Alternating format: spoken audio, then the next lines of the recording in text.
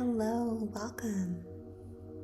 Welcome. This is the global community for adults who are healing CPTSD. My name is Athena, and I'll be facilitating our time together tonight. It is Monday, September 22nd, 2025. And if you're new to our community, or newer to our community, I'd like to warmly welcome you. And we have all been showing up here about once a week for over 11 years, and we are so glad that you found us. So grateful you found us. If this is your first time here, or if you've been here many times, we are glad that you found us. We're grateful you're here. So what we've been doing lately is we have been going through and having open discussion every week. This week is week 15 of Pete Walker's most recent book, Holistically Treating Complex PTSD, a Six-Dimensional Approach. And we've briefly touched on a lot of the different dimensions so far. So we briefly touched on relational, behavioral, cognitive, and emotional, and somatic. And right now, tonight, we are getting ready to begin touching on the sixth dimension that Pete talks about, and that is the way that complex trauma has affected us existentially.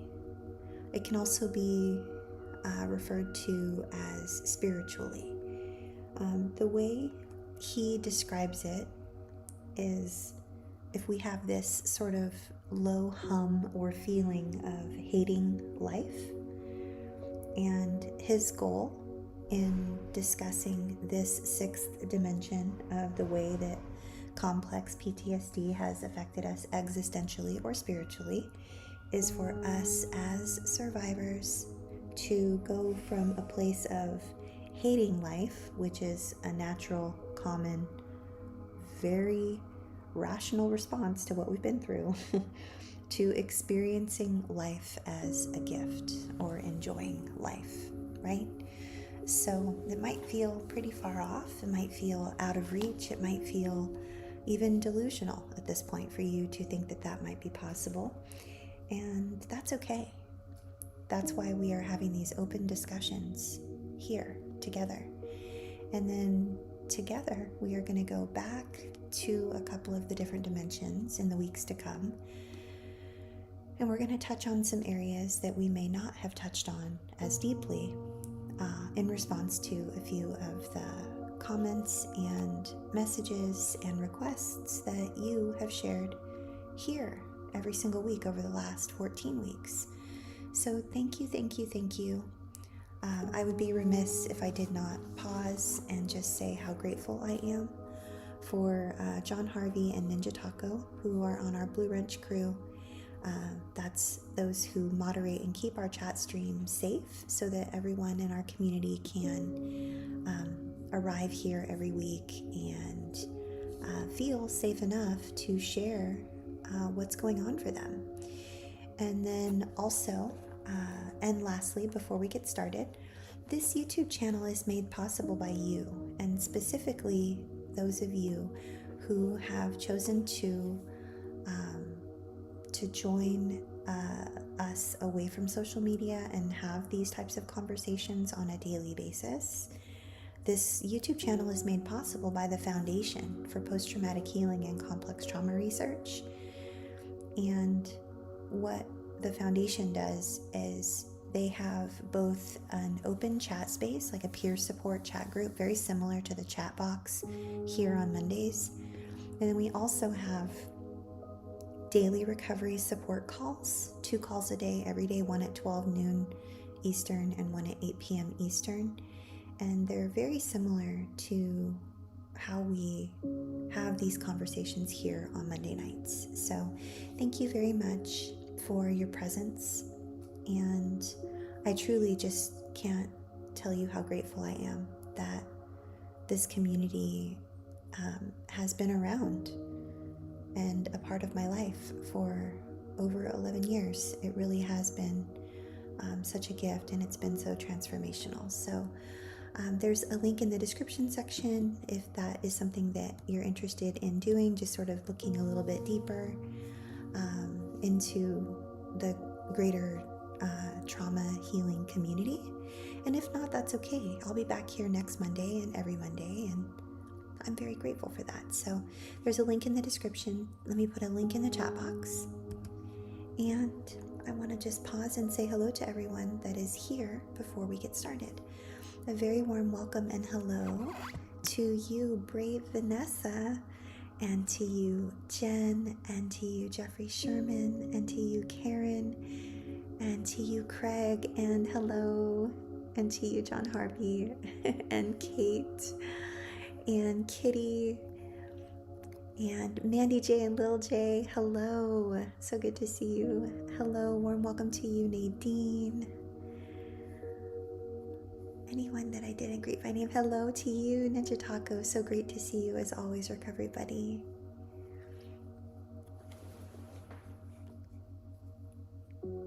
A very warm welcome to you, Katie. Katie says, hello, Athena. Thank you for the recommendation of Marshall Bircher. I am taking classes with him. Oh, he is so wonderful. I'm really grateful. And a warm welcome to you, Greg. So glad that you're here. Am I meeting you for the first time? I feel like we have 2 or 3 Gregs in our community, and I feel like I greet each of you over and over as though I'm meeting you for the first time, and that's got to be pretty annoying. So I apologize if that's what I'm doing again. Hello to anyone I didn't greet by name. I'm so glad that you're all here. Hello to you, Joe. Oh, thank you. I appreciate your kind words. Hello, Vicky. Oh, hello, my friend. Oh my goodness, I'm so grateful to see your face, to see you here. I was starting to think that maybe because I remember leaving you an audio when I was traveling for my son's graduation, and I was like, oh my goodness, that was probably just a lot. I probably shouldn't have left that message. I was like overthinking and doubting everything, obviously, like for, months. Thank you, CPTSD. So we've been talking. I actually thought of you last week, Vicky, because we were talking about somatically, like what goes on in the body. And specifically, we were talking about armoring. And armoring is something we've talked about at length in our community. And it can be quite all-consuming. And when we sort of have language for it and we realize, oh, that's what that is.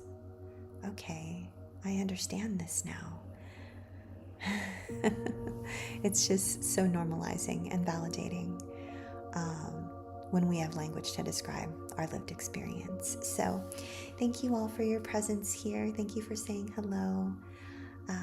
If someone wants to put a note in the comment section of the replay that the content actually begins at about 10 minutes after, that way anyone that clicks on our video for the first time and doesn't want to hear me say hello to everyone who's here, they can simply fast forward to 10 minutes into the video. So that would be great. So let's see what Pete has to say about the ways in which complex trauma has affected us existentially and spiritually. Thank you, Jen. Yes, page 333. Oh my gosh, I'm so grateful. Thank you. You all are the best. Okay, so really quickly, as we dive right in, As you know, if you've been here for the last 14 weeks, Pete has made this book, and I will say this again as I say every single week, this book is the most accessible work of Pete Walker, all in one place, consumable, accessible, affordable, easily digestible, and while it is directly aimed at the practitioners who are either in grad school and getting ready to become social workers, licensed professional counselors, independently licensed clinicians who are providing support globally to adults who are healing childhood trauma. This book is accessible to us, the survivors, because many of us have scoured the internet until 3 in the morning looking for words that describe our lived experience. So this book has been described as an alternative textbook for those who are studying the field of social work and counseling and therapy. And I really want to underscore that while this book is talking a lot about what therapists can do for us survivors, it truly is one of the most helpful pieces of literature for the survivor who has been wondering why life feels like it is so hard, and it has felt that way for decades. So if you can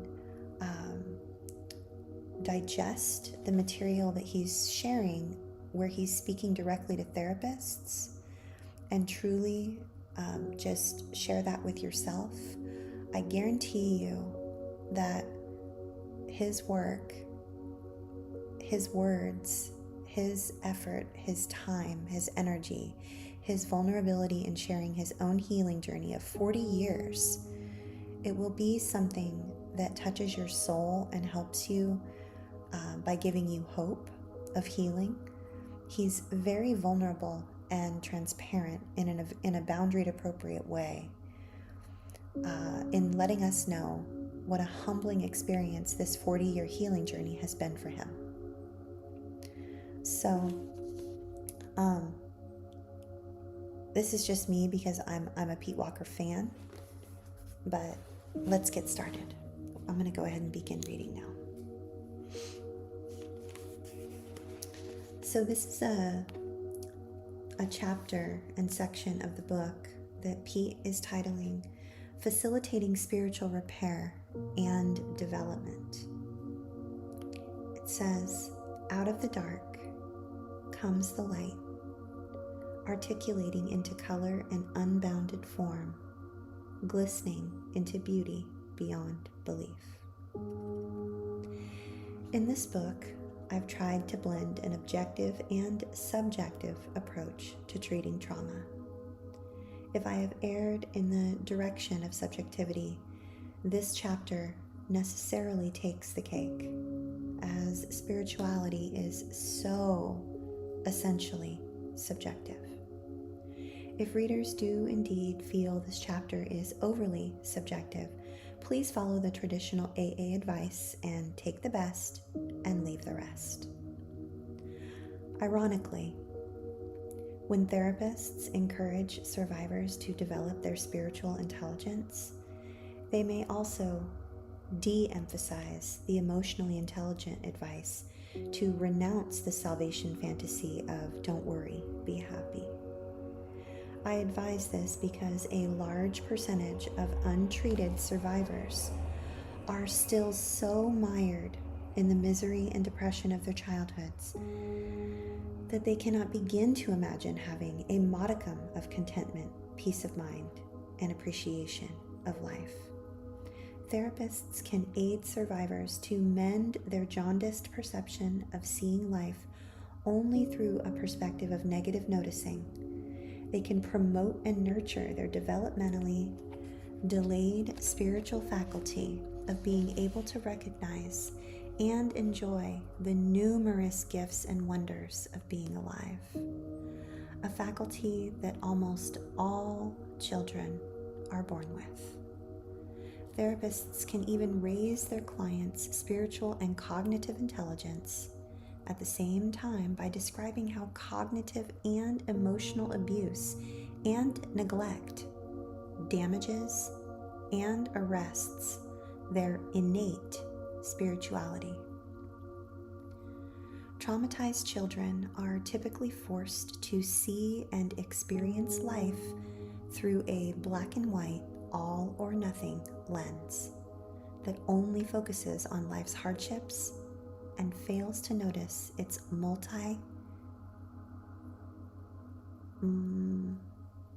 it's not multidimensional, it's multitudinous marvels. Thank you, Uncle Pete, for your highbrow vocabulary. Next paragraph, page 334. Since highly effective therapists come to deeply know and understand their clients, such knowledge can aid them to identify, intuit, and encourage them to develop activities, relationships, and pursuits that bring enjoyment, meaningfulness, and fulfillment into their lives. Therapists can also cultivate survivors' spiritual aptitudes to nurture and revitalize their latent arrested ability to find and appreciate the silver linings that often accompany difficulties and disappointments. Such work revitalizes their inherent ability to develop a growing gratitude for life.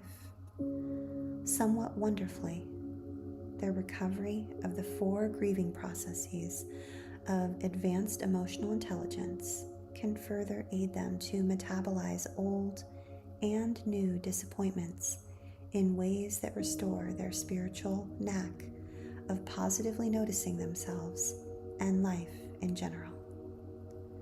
As this capacity develops, so do recurring experiences of gratefulness for being alive.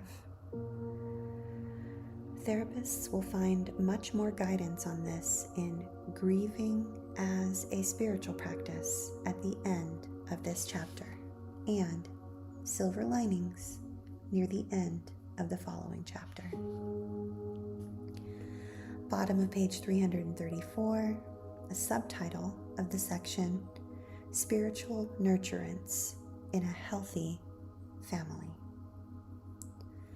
The following 2 sections contrast parenting practices that enhance children's spiritual development with the damage and arrested spirituality that is often produced by childhood abuse and neglect.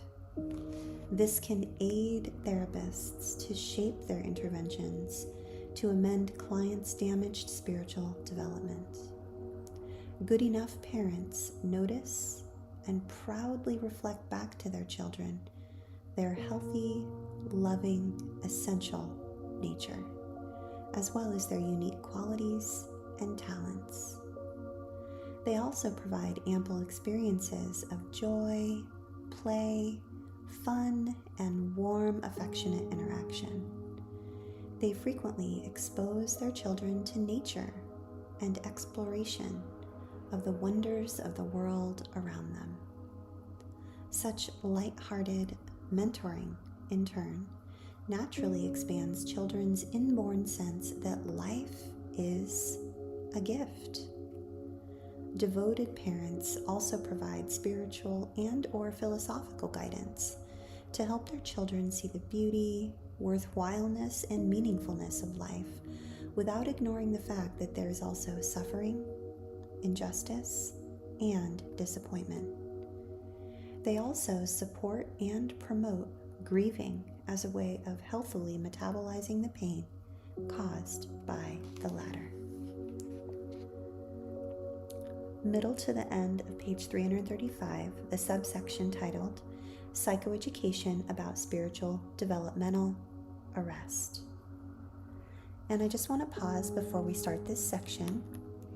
Please step away if anything that we're sharing here tonight is upsetting for you or causing you to feel uneasy or as Pete was saying, like they say in the 12-step rooms, take the best and leave the rest.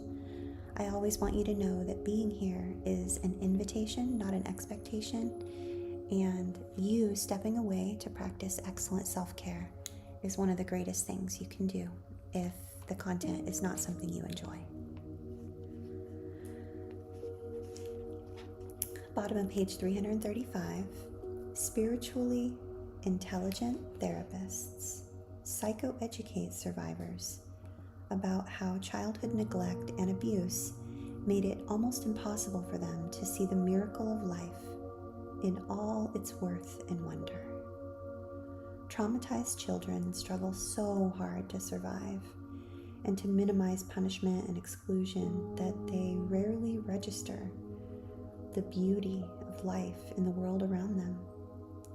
Moreover, unconscious repetition compulsion causes them to gravitate toward neglectful and abusive people when they are not at home.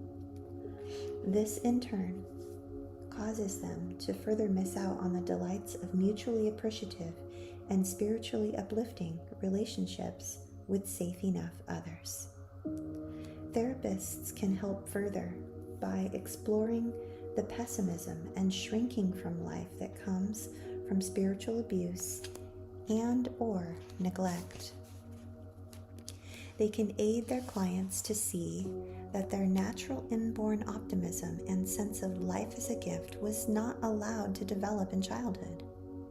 Moreover, when it becomes clear to them that their clients were brought up in a cult-like religion, therapists help survivors escape from that cult if they are still under its sway.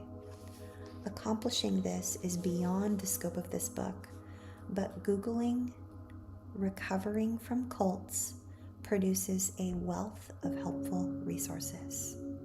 Also, please let me emphasize here that spiritual nurturing is never about portraying God as the great punisher, nor is it about allowing clergy members to use fear and shame to control parishioners with a belief system that is akin to brainwashing behavior modification. Middle of page 336, the subtitle, Spiritual Abuse. Again, just a gentle reminder to step away if something we are sharing here is not personally helpful and supportive for you. And I say that with my hand on my heart. Here are some common examples of spiritual abuse. Religious training that brands children as bad, that describes the normal joys of life as sinful, and that conceptualizes God as a merciless punisher. Spiritual abuse often includes the inculcation of beliefs that toxically shame healthy parts of the self, such as sexuality, balanced self-interest, and not forgiving and protecting oneself from people who are still actively hurtful. The religious concepts of original sin and eternal damnation are especially abusive, as are fundamentalistic notions that paint human nature as bad or evil. Declaring that life is only about suffering traumatizes many people and becomes a self-fulfilling prophecy. About 40 years ago, this is Pete Walker speaking.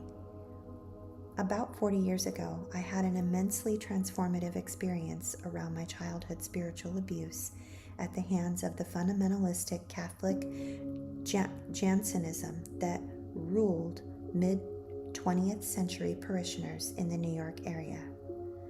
Ironically, it occurred in the middle of a 10-day Buddhist Vipassana meditation retreat.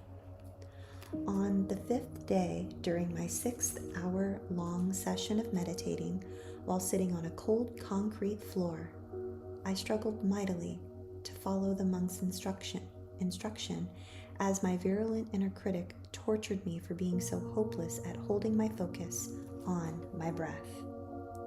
I was lost and consumed in self-hate and toxic shame, when suddenly I was blessed with an incredibly moving spiritual experience.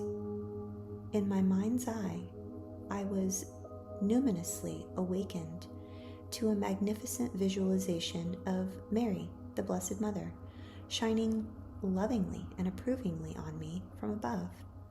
My eyes were closed, but she felt so palpably real that I glowed with gratitude.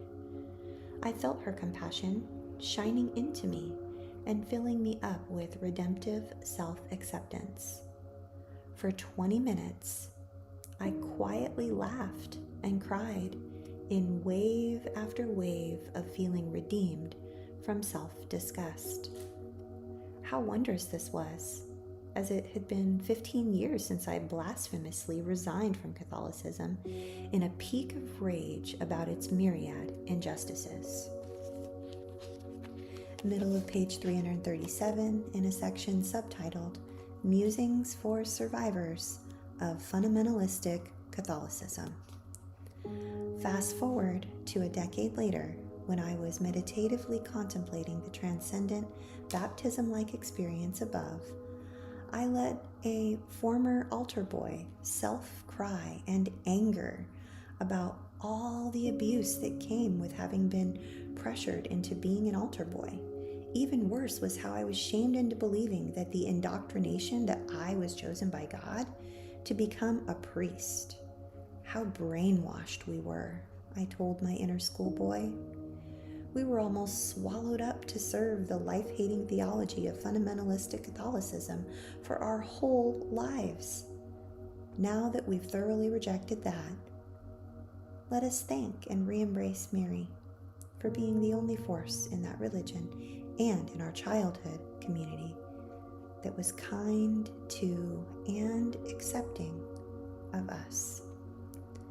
If I could, I would change Catholic doctrine to give her a place in the Holy Trinity, as she must have been the Holy Ghost that the priests and the nuns would never put a face on. Had the Church not been so misogynistic, the Trinity might have been named God the Father, God the Son, and God the Blessed Mother. As facetious as this idea might be, it led me to realize that it was Mary as a symbol of compassion that kept my heart alive all those bleak years of childhood. Now, whether or not she exists on some other plane, she is, for me, a powerful and soothing archetype of the Creator or Maker, as my sister Sharon has taken to calling God. Middle of page 338, in a section subtitled Spiritual Neglect. Here are some frequent themes of spiritual neglect.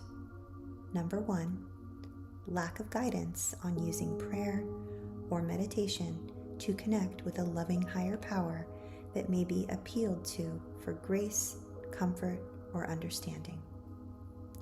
Number 2, parental failure to see and reflect to children their inborn essential goodness, which in turn prevents them from recognizing their own and life's value and beauty.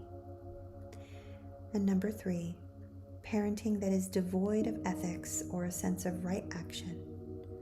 This leaves children with no models from whom they can internalize these important values.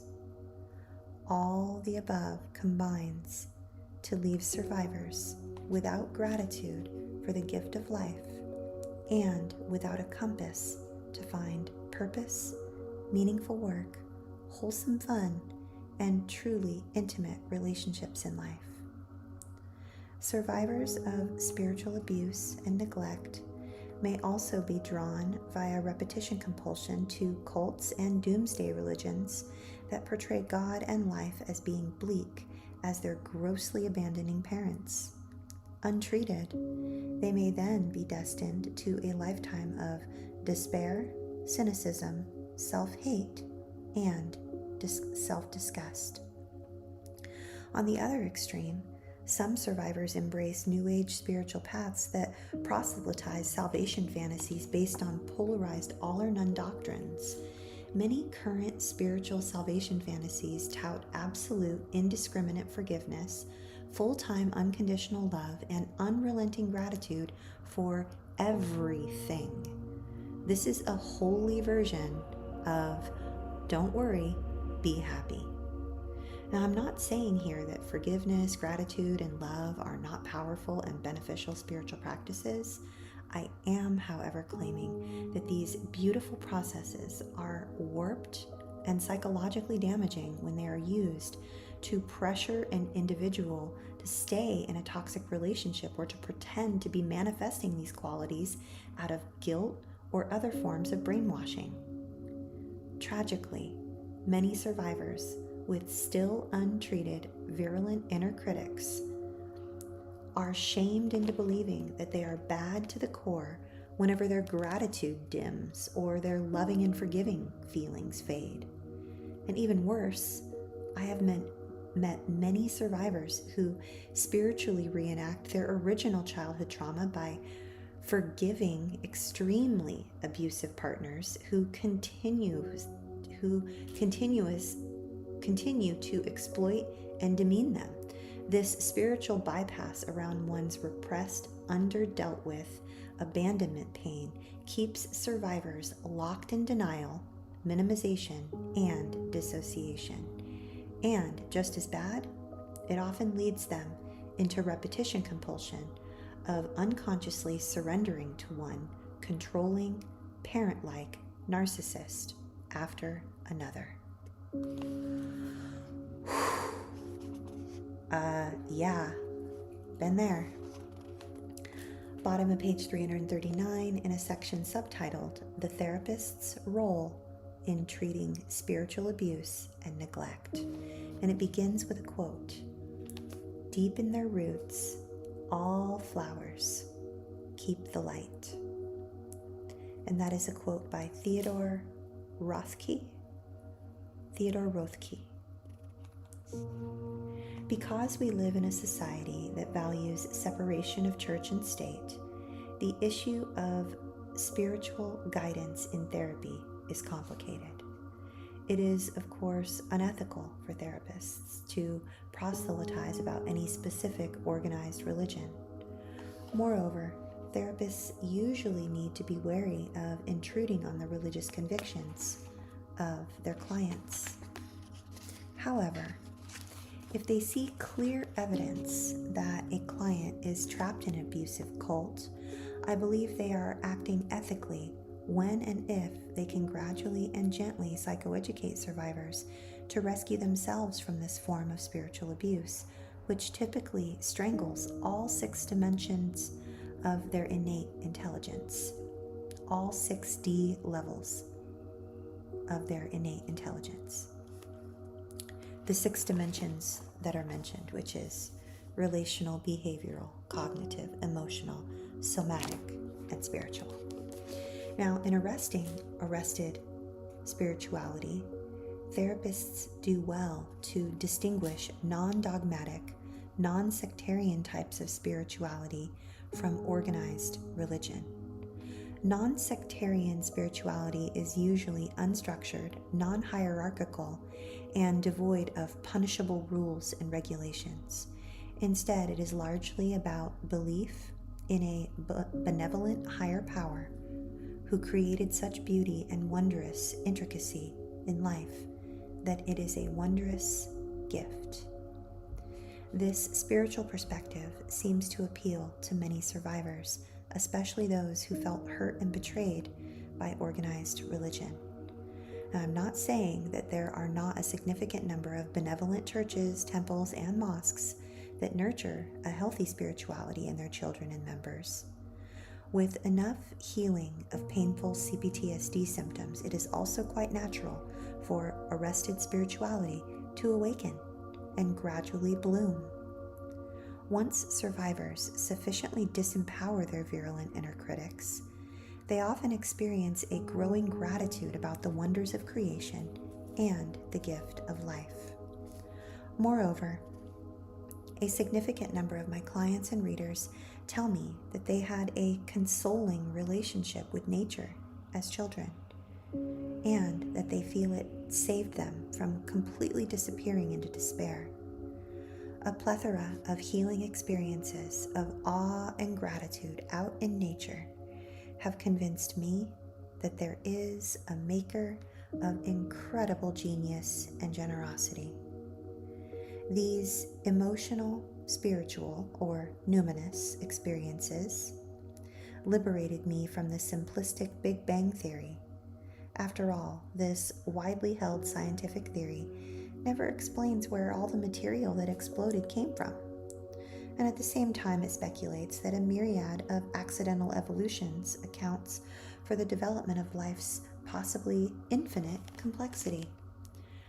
I have come to believe, and this is Pete Walker speaking, that the current polarization between creationists and atheists is specious. Scientific evolutionists miss seeing that the ineffable genius of evolution proves the existence of a supreme intelligence. The genius maker manifests almost infinite, exquisitely complex evolutionary developments that often feel inconceivable and beyond belief. My Google search regarding these assertions yielded this compelling example. There are 100 billion neurons in a single human brain. This is more neurons than stars in the Milky Way. Moreover, a piece of brain the size of a grain of sand contains 100,000 neurons, all communicating with each other through 1 billion synapses.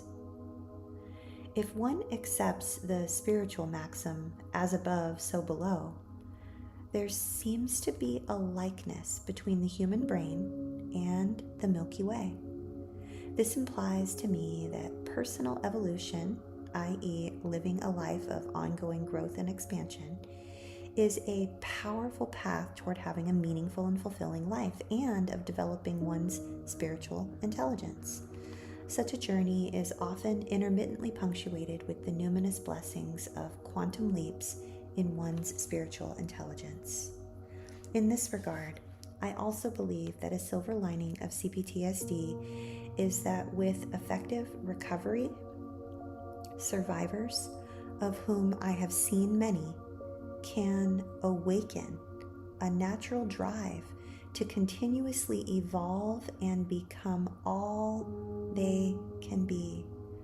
Ongoing therapeutic work on all 6 dimensions of arrested development naturally awakens an innate drive to continually grow and evolve in all 6 dimensions of one's holistic intelligence. Normally, spirituality is a territory that I only wander into when a client expresses an interest in it and is averse to participating in an organized religion. In the past, I felt neglectful when I was not able to help survivors develop a modicum of optimism and gratitude for life. After all, the vast majority of children who experience good enough parenting are ripe with an excitement to be alive. That said, I am heartened to see in myself, my friends, and many of my clients the re-emergence of a very personal kind of spirituality. Typically, this spirituality seems to emerge naturally in those who meditatively explore the depths of themselves. I also often see it in those who find inspiration in the beauty of nature, art, music, and in the incredibly sophisticated intricacy of all types of ecosystems. Let me also note here that I have met numerous individuals who meld this type of spiritual perspective and practice with the beliefs of their own traditional religion and feel all the more heightened from it. Those who awaken to an inner spirituality often experience a deep sense of knowing that there is a benevolent, supremely intelligent power underlying and overlooking everything and everyone. Some individuals directly experience the spiritual realm as grace, emanating from a traditional representation of God, often in an inner vision. Others experience grace as coming from a more nebulous source, which, depending on the individual, might be called God, higher power, spirit, higher self, oneness, unity, consciousness, or love. Despite these differences, there are key similarities in most direct experiences of spirit. Many people report a powerful inner experience of being supported and cared for by something much greater than themselves. Transpersonal therapists use the term numinous to describe profound, uplifting, emotional spiritual experiences that seem to emanate from a divine source. Numinous experiences are transformative. They can open survivors' hearts in a way that begin to heal the feelings of forsakenness that have plagued them since childhood. The 10th century Christian mystic Simeon wrote eloquently about numinous experiences. Quote, "And everything that is hurt, everything that seemed to us dark, harsh, shameful, maimed, ugly, irreparably damaged, is transformed and recognized as whole, as lovely and radiant." End quote. Like all experiences with deep emotional content, however, numinous experiences are transitory. They are not cure-alls that heal everything that trouble us. Yet, they can be so heartfelt and soul-stirring that their afterglow can warm us periodically throughout a lifetime. Even just one of these experiences is often enough to leave individuals, no matter how tragic their losses, unshakably convinced of the ultimate goodness and love of a benign creator. Numinous experiences also often unfold further into an ever-deepening access to one's intuition. Intuition is often a faculty of spiritual intelligence that sometimes manifests as a subtle arising of the divine, as an inner source of love, guidance, and nurturance. Bottom of page 343. It also seems to me that the growing popularity of psychedelic therapy comes from the astoundingly numinous and consciousness-expanding effects that can occur when the survivor is guided by a therapist trained in using psychedelics. Michael Pollan's books, How to Change Your Mind and This Is Your Mind on Plants, have a great deal of enlightening information about this path to a spiritual opening. Appendix C of my book, Homesteading in the Calm Eye of the Storm, which is Pete Walker's memoir, by the way, has my elaboration of this information. And while I do not advocate that untrained therapists promote this approach, it may be helpful to know that an increasing number of CPTSD survivors are undergoing psychedelic journeys as an adjunct to therapy. In numerous instances, I have seen and heard of striking therapeutic results from this.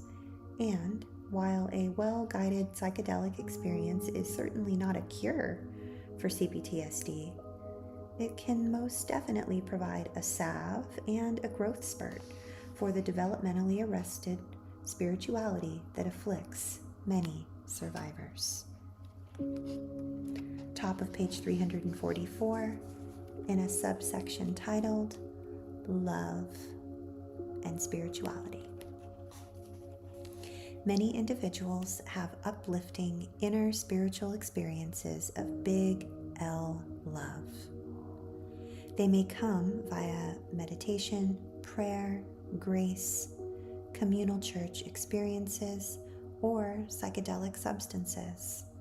Such individuals often report having a numinous, heartening experience of certainty that Big L love is the force that is the unifying power and energy from which all reality emanates.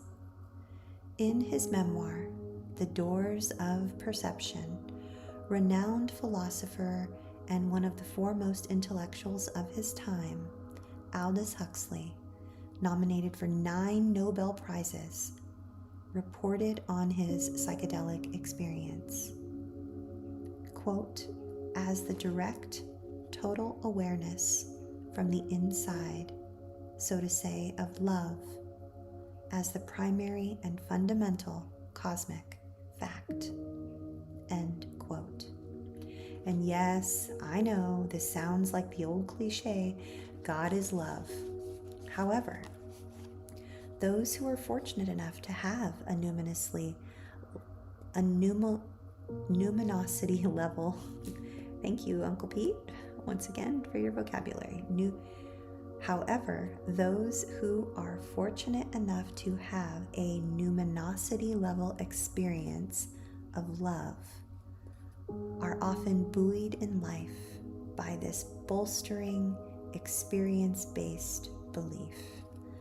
A numinous experience of spiritual love can transform survivors' deep alienation from self and others. Such experiences often serve as gateways to developing loving relationship with themselves as well as safe enough others. Hence, the increasing psychotherapeutic use of psychedelic therapy. Let me read that last sentence one more time, or the last 2 sentences. A numinous experience of spiritual love can transform survivors' deep alienation from self and others. Such experiences often serve as gateways to developing loving relationship with themselves as well as safe enough others. Hence, the increasing psychotherapeutic use of psychedelic therapy. Once again, this is not an immediate or permanent fix.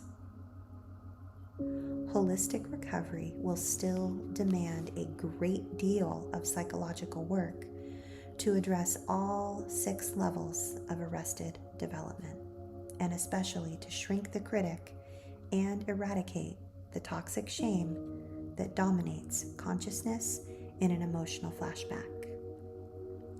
Moreover, the success of such work depends greatly on effectively grieving the losses of childhood, which in turn relies on experiencing an extended transformative relationship with a safe enough other.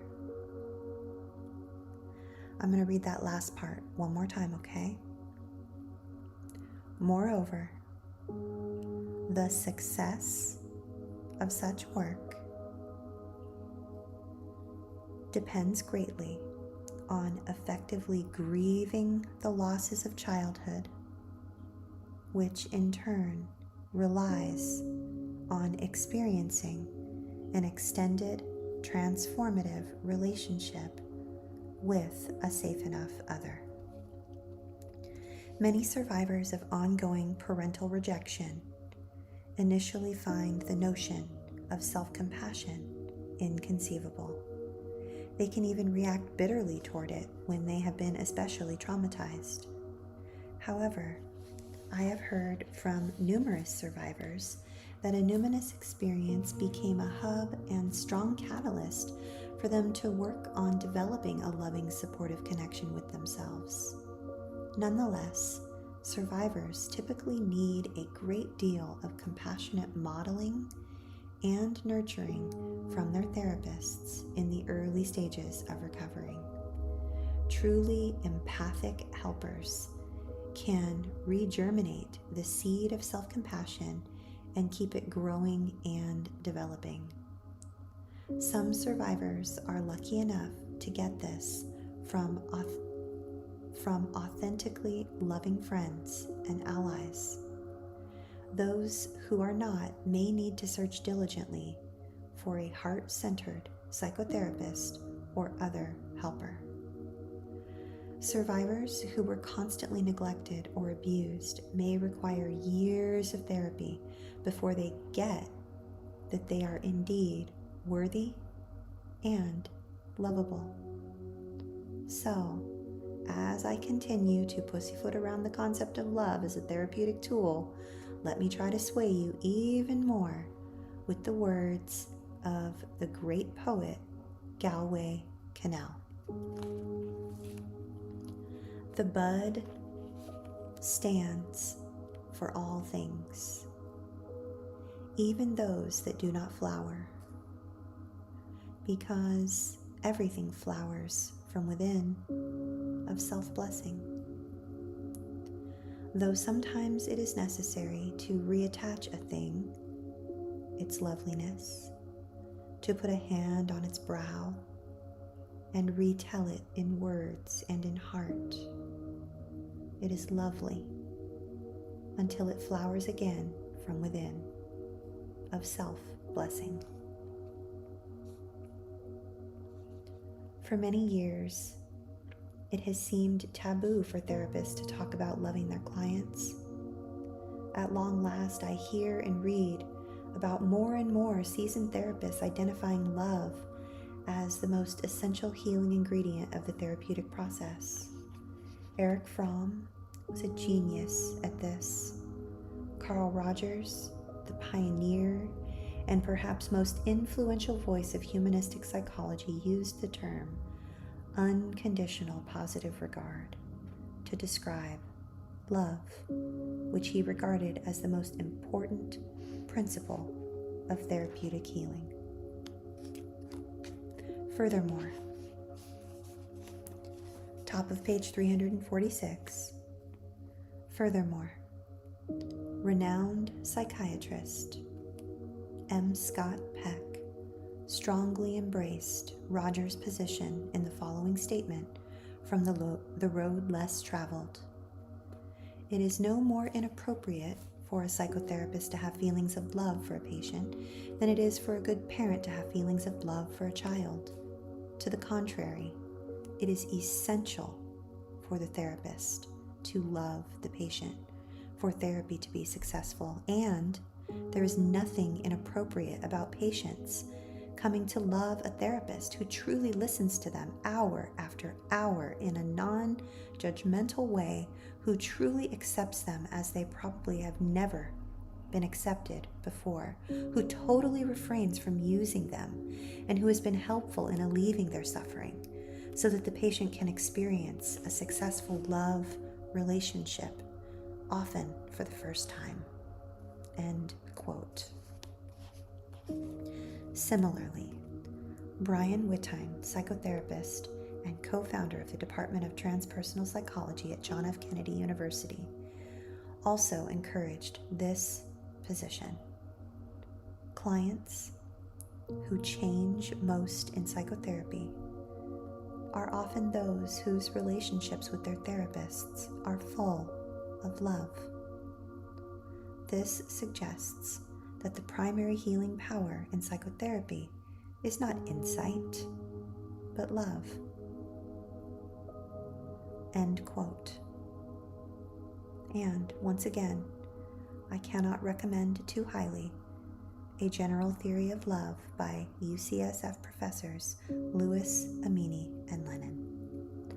Further support for this position comes from a CAMFT survey about 3 decades ago that asked a hefty sample of clients what was the greatest help to them.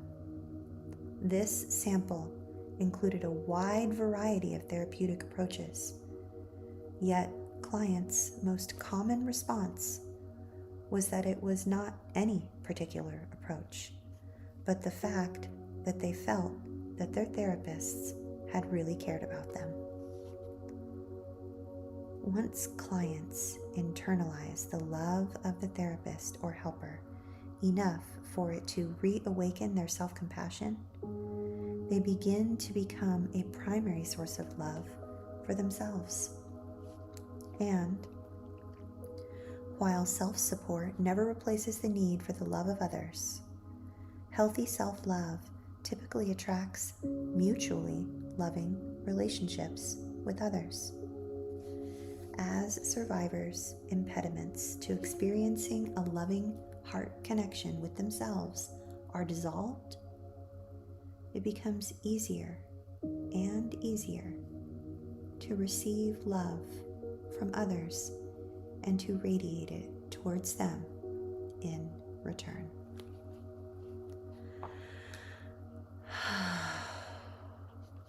Next week, we will begin at the top of page 347. I want to let Jen and Karen and Kitty and anyone else who would like to make a little note of that. We will begin at the top of page 347 next week in a section subtitled Grieving as a Spiritual Practice.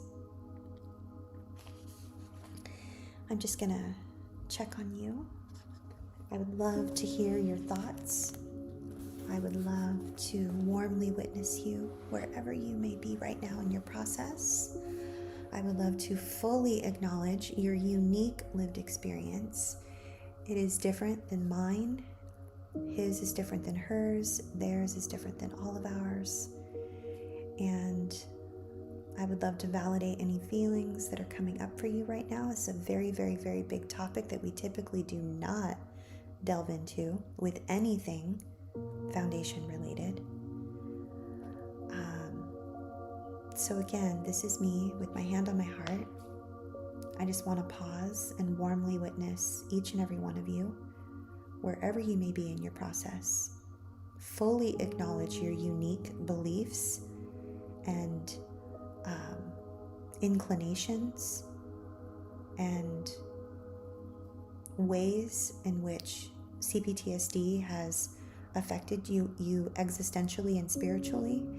And I want to validate whatever feelings that may come up for you as a result of this topic. And my goal is for you to walk away from our conversation that we got to have here this evening with a felt sense of empathy and acknowledgement and validation and mutual respect and kindness. And it is truly a gift and an honor to broach these topics. These topics are sacred, and they are near and dear to my heart, and they can be very tricky. And while there are 8 billion healing journeys going on planet Earth right now, yours matters to me. You are here. You are here. And I count that as a blessing.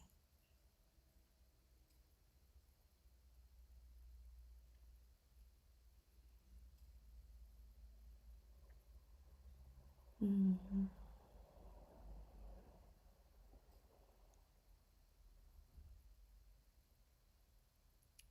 You're very welcome. It's wonderful to have you here, B. I think I'm meeting you for the first time. Thank you all. Thank you for your presence. I see you. I see you. Oh, hello, Jennifer. I didn't get a chance to say hi to you earlier. Oh, you all are so kind. Hello, Candida. I don't think I said hi to you earlier. Hello to anyone else I didn't get a chance to greet by name.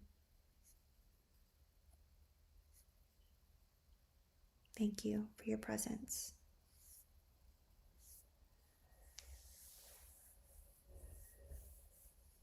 Mm. You are so welcome. You are so welcome.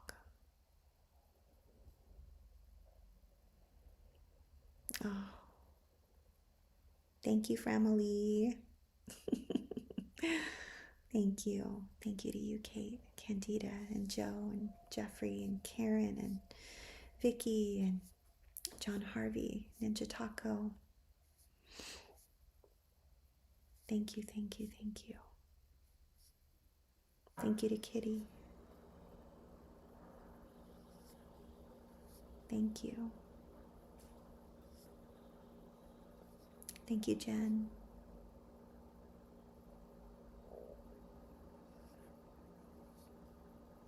Thank you, Craig. Thank you, Greg. Thank you, thank you, thank you. Thank you, Nadine.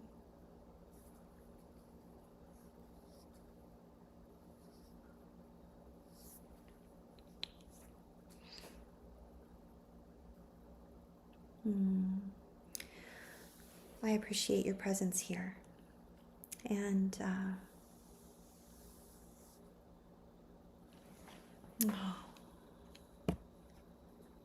oh my gosh, you all are going to make me cry.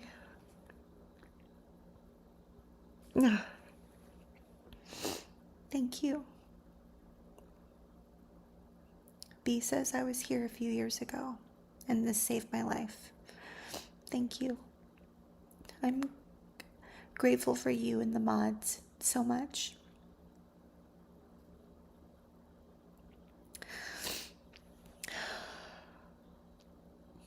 Thank you for your presence, B. I'm so glad you're here. Truly. You know, each time this CPTSD journey gets to be just a little bit too much. And each time I'm really just on the verge of overwhelm, I come here and I connect with you all in ways that are truly meaningful. And you really just don't know how much your presence and your kindness means. Truly. So thank you. I look forward to seeing you all over in our community. If I see you over there, wonderful. If I do not, that is okay. Here's a link. I'll be back here next Monday and every Monday. And until I see you again, please be extra kind and patient and gentle with yourselves. As Jeffrey would say, because you are worth it. Thank you all so much for your presence, and I'll see you soon. Good night, everyone.